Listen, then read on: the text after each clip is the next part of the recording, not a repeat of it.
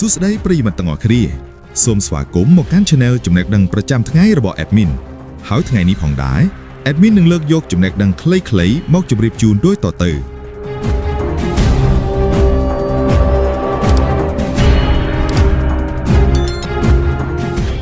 Top 20 សត្វល្អិតចម្លែកបំផុតភាគទី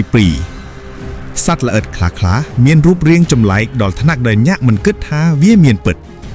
ថ្ងៃនេះយើងមកមើលលេខ 15 ដល់លេខ 11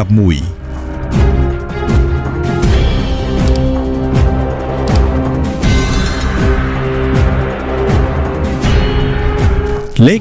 15 គឺ leaf insect វាមានរាងដូចស្លឹកឈើពិតៗសូម្បីតែពេលវាឈរអ្នកក៏ពិបាកស្គាល់ថាវាជាសត្វល្អិត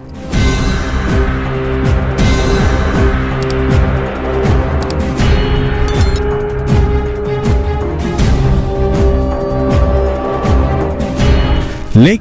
14 គឺ stick insect វាមានរាងដូចដើមឈើស្ងួតវាជាសត្វដែលលាក់ខ្លួនបានល្អបំផុតមួយ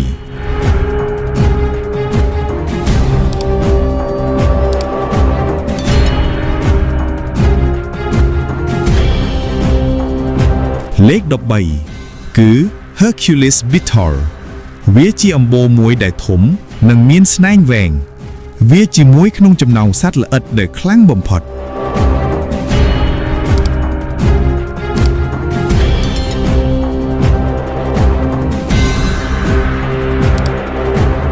លេខ 12 គឺ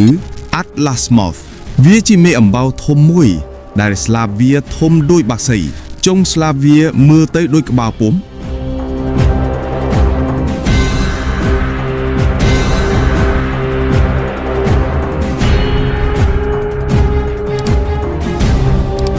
លេខ 11 គឺ Ant lion វាជាសត្វល្អិតដែលធ្វើរន្ធដើម្បីចាប់សត្វផ្សេងវាដូចជាអន្ទាក់ធម្មជាតិមួយ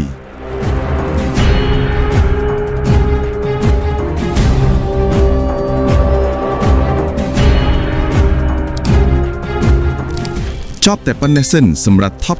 20 ក្នុងចំណែកលេខ 15 ដល់លេខ 11 នៅវីដេអូបន្ទាប់យើងនឹងទស្សនានៅរូបរាងសត្វល្អិតដែលចម្លែក Top 20 ភាគទី 3 បន្តទៀតសូមអរគុណ